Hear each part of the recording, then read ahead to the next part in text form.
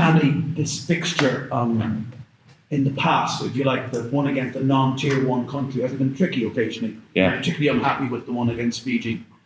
What do you not want to see? Which one against Fiji? There you go. Okay. What do you not want to see? With those in mind.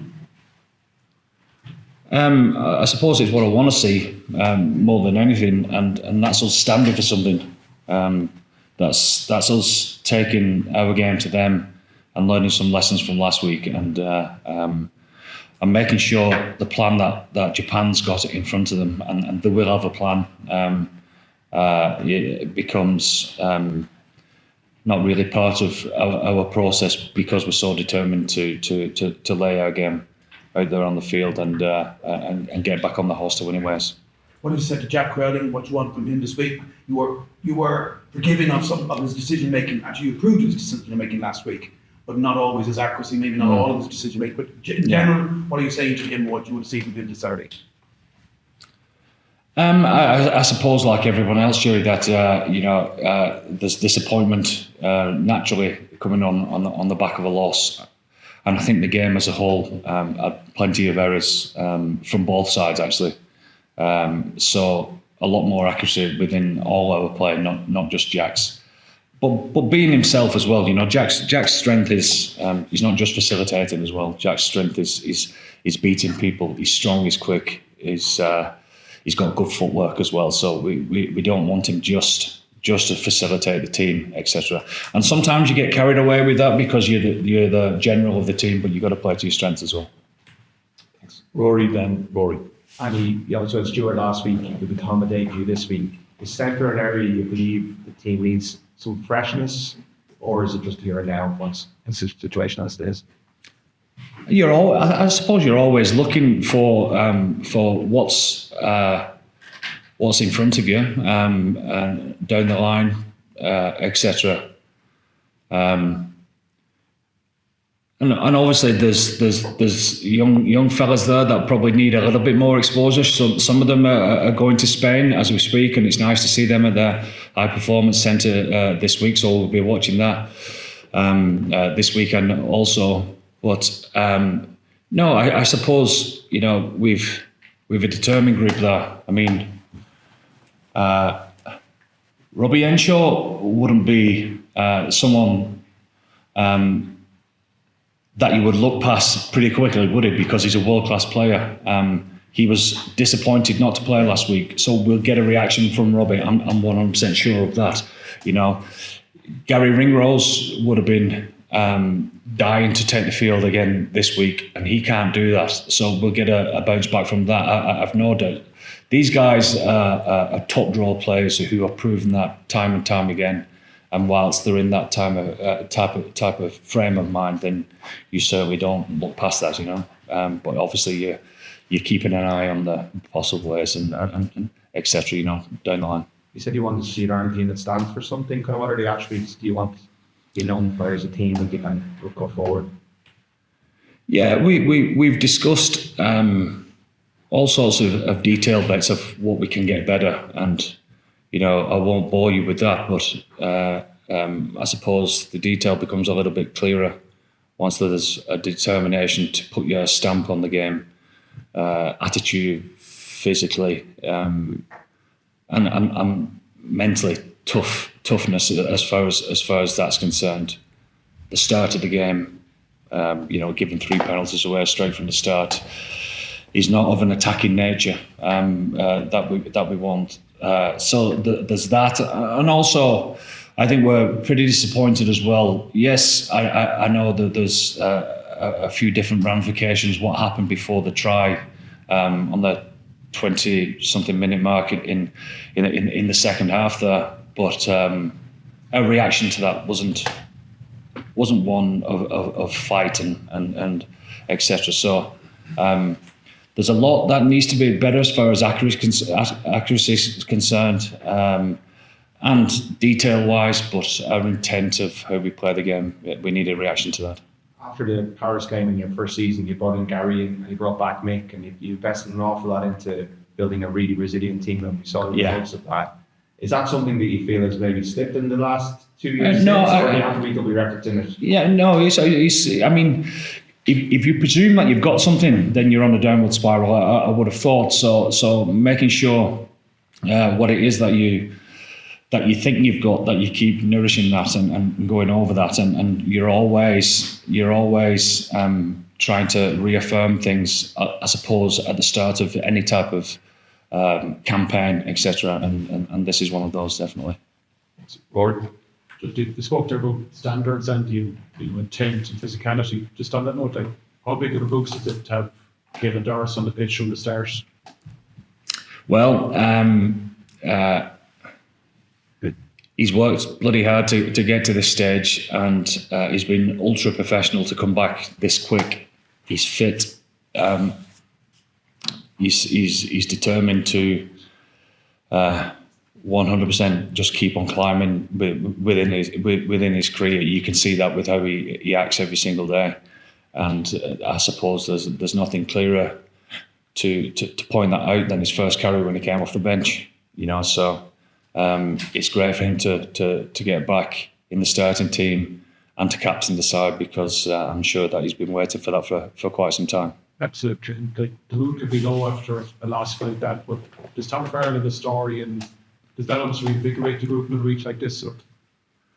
Well, I hope we've got over our disappointment a little bit earlier than this weekend. We're going to celebrate with Tom and his family this evening, so there has to be a reaction from the team to support that. But there isn't just that on the back of our mind. There's how we learn from our failings at the weekend are pretty important as well.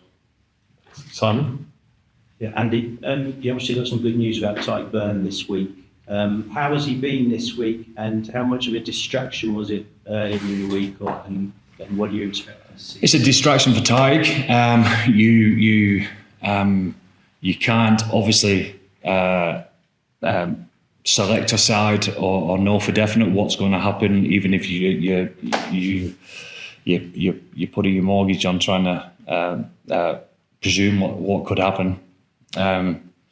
So there's a distraction. There's a distraction, obviously, in going through the process. The amount of emails that is flying around, and the hearing itself. I sat through it with Tyke. So it's not nice. It's certainly not nice, and it's not a good start to his week. He was over the moon. Not that you would have saw it on his face with Tyke's manner anyway. He was over the moon to be available to be selected this week. He trained yesterday, and Jack Conlon came down on his head with his elbow from a line out, and he got split. I think he had 6 stitches, so not a great start to the week for him, but hopefully it gets better. Derek, then Murray.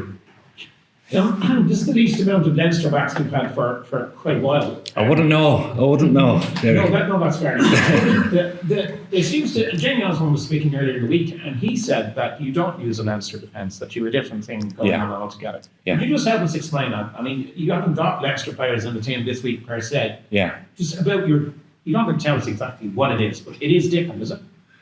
It is, and everyone has their own tweaks, and you might see that there's some similarities in the other provinces, but they've certainly got different ideas of their own and tweaks also. So getting back on the same page for us across the board, not just defensively, is obviously key when they first come into camp.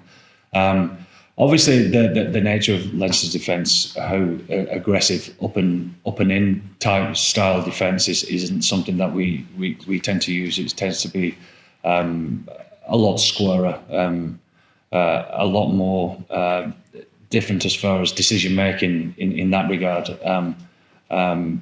But it really doesn't matter, does it? You can have any type of system as long as everyone buys into it and does it properly. As Leinster have shown, that it can be world class and really hard to deal with, and I think our style has been the same over the years as well. I thought it was interesting that Mills Mullion said that, as opposed to just writing off last week as a completely Irish stream game, he thought that they played their best rugby of 2025 in the last 20, and and that adds to our disappointment in us coming to that type of party, because that shouldn't be the case. Thanks. Murray, just to finish up. Just jumping back to the question on competition basis, how do you as coach balance guys feeling like confident in their position in the team, but also keeping them on edge? Which would buy the I think Murray, like it naturally does happen in people that care, and obviously we've got that because we've got top professionals within our squad. Again, the nature of losing, people being disappointed with a performance, dying to play again naturally adds to that competition. The lads coming in thinking they've got a chance to stake a claim. That naturally happens, not just on the field here on Saturday, but this week in training as well. So, that's why we always judge the training just as much as we do out here. Johnny said the other day that selection will be based around some guys maybe not on park training, not performing last year. Which I hadn't heard any coaches say before. Is that a shift, like saying to lads that's not the standing we're after in terms of selection? I suppose you might have not heard me come out and just purposely say that, but that's always been in and around everyone's thinking. But at the same time, the blend of what needs to happen this week. I mean, who needs more game time? I mean, we can go through the squad but we'd be here all day. But Jamie's not played much at fullback in this type of level internationally, so he needs more time in the saddle there. Tommy O'Brien hasn't had much time, so he gets another crack. Jacob has been playing unbelievably well and deserves a shot there. And all this continues, doesn't it, with Tom Farrell and Robbie and Jack, a bit of continuity there for him to give him 2 games on the bounce. So all that is plain and obvious to see. But then when you start putting in, Jack Conlon has only played 50 minutes. He needs to be on the bench again to get him more up to speed. Caelan's at 30 minutes, and then he needs to keep going. Ryan Bird, as we spoke about. So all that at this stage of the season comes into the pot as well, really. The other games on last week, Johnny again was saying that he's very confident the attack can get back maybe to where it was or the level of seeing in 2023. Do you guys still believe that style of play will work for us? That multi-phase, multi-option, a lot of possession. Well, things change all the time. The game has changed a little bit, and we need to adapt and change with that. But how we keep addressing moving forward, you can't rule out as well the stuff that you've done that's pretty good in the past as well. I suppose it gets back to the point before that when you start back up, you're always reiterating what makes that tick. And we wasn't happy with some aspects of that, so we're hoping for an improved performance in every aspect of our game this week.